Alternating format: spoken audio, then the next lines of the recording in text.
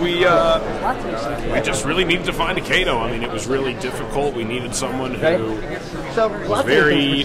We honestly didn't know. We went through a lot of different approaches. There was an American version of Kato at one point. We really just wanted to meet a lot of different actors, and we were really willing to write the character based on the actor we found. And we met Jay Chow over Skype originally. I read with him, and he was just unbelievably cool. He couldn't speak English very well, but he was just cool as hell. And we decided to fly him out to LA, and me and him read together, and it just became very clear that if the two of us were a crime-fighting team, that he should not be the sidekick. And that was kind of, to us, an essential part of the movie, is that I kind of put him in the role of sidekick, even though it's clear he's really the guy who should be leading the team. And he just did it perfectly. And he's very cool, and he's very funny, and he had great timing, and I constantly had to remind myself that he's literally the most famous person I've ever met in my life, even though I'd never heard of him. So but he was totally nice and humble, and you would never know that he was this megastar. How important is China coming to Hollywood? It's very important, and I think Bruce Lee is so famous, and a lot of people in China are familiar with the Green Hornet because of him, and I think it's great that we got someone that is popular in that part of the world, and that people seem to really like, and I think it's cool that we're going to introduce American people to him, because he's awesome. And so are you. Thank you, Seth, very much. Thank you very much. Okay. Seth, you were at Comic-Con before Comic-Con was cool. I think I was. What's it like being back with your first actual comic book movie? It's pretty weird, actually. It's kind of amazing. It's really neat, and it's been very surreal. There's a lot of money being put into promoting it, which to me is just exciting, because it means that they probably like the movie, which is what I care most about as a filmmaker. So it's very encouraging, I have to say. Do you get to go to the floor anymore, or is it just too crazy? I walked around all this morning in a V for Vendetta mask. What was it about the original Green Hornet that you wanted to bring to the big screen? Honestly, the idea of a hero-sidekick relationship was just always one that we wanted to explore. It's something that we just thought was a very interesting subject that had never really been done in a movie very well, and they were such a quintessential team, the hero, Green Hornet and Kato, and we thought that it could be the perfect way. I know. Do you want to answer Green Hornet questions? It would be great. The problem, the difficulty we had on Green Hornet was exactly the balance between action and comedy. I actually told them. Who would win in a fight between you guys? Between us two, I think we'd both cry. Yeah, we both cry, and I would soil myself. Well, we'd really like to see it. I would hope that never happens. We are fighting on pay-per-view. Awesome. It's in a few weeks, at right? The Mirage in Vegas. Right? Yeah. Only teeth. That's the caveat of the fight. Only teeth. No hands or feet, just teeth. It's going to be bloody in there. Eye gouging? What was that? Eye gouging? Are you even a journalist? He's not even a journalist. You're taking over, Will. Okay, I'm switching. I see. Just real quick. Oh yeah. So why Comic-Con for this movie? Because Sony Pictures said you're going to Comic-Con. And do you think they'll embrace it? I think so. As you asked the question, I don't know if it's being screened here or not.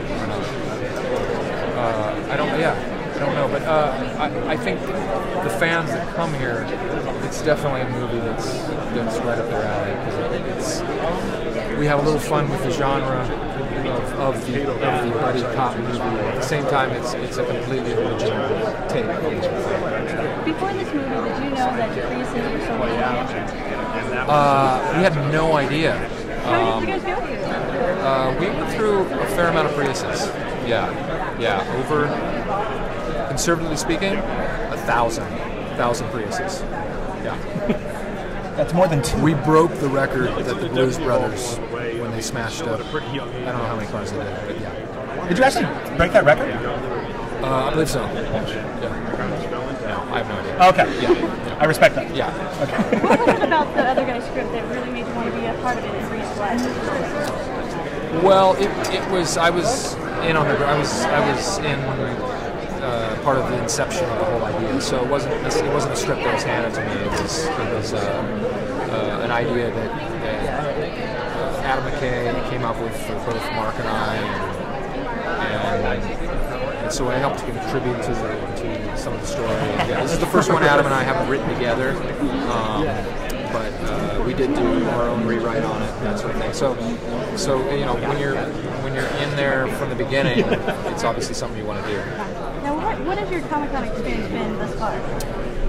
I've seen a lot of ballrooms like this, and the inside of the Andaz Hotel, I believe you pronounce it. Is that how you pronounce it?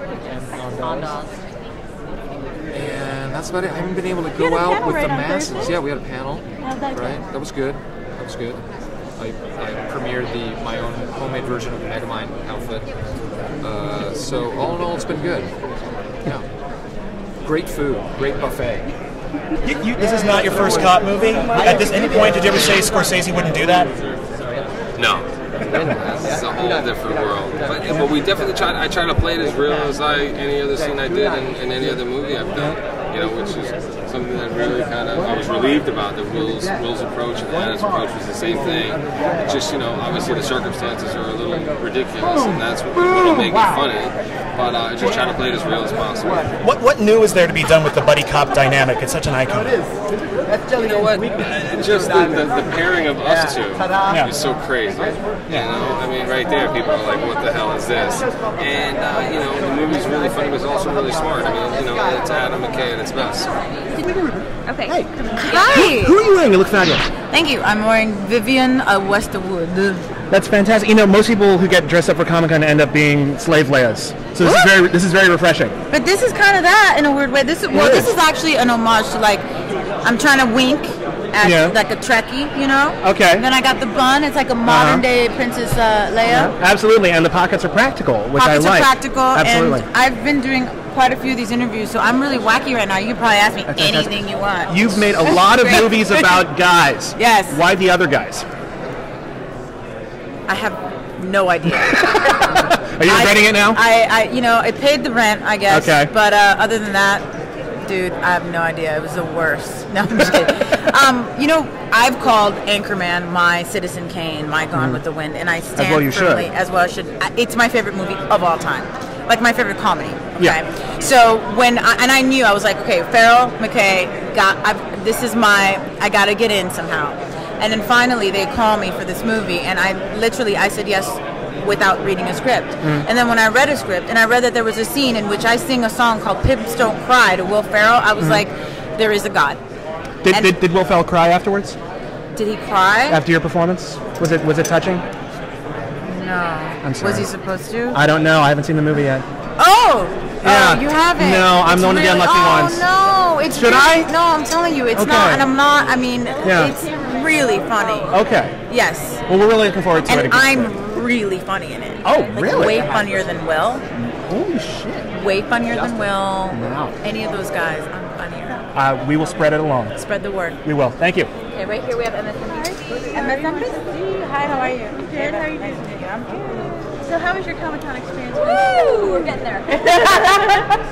Guillermo, you're attached to more movies than I could possibly count. Can you keep them straight? What are you actually producing and scheduled to direct right now? How many do you have? We're only, whatever is attachment, what is active is a remake of Pinocchio with stop motion puppets with Chris Grimley. We are doing a movie that I'm going to announce next week, and co-writing and producing Haunted Mansion. Okay. That's what is active. Okay. That needed a remake, you think? Did you like the original enough you wanted to use remake it? It's not a remake. Oh, it's not? I don't know. This is all you. It's all me. Fantastic. All right. Looking forward to it. See you later.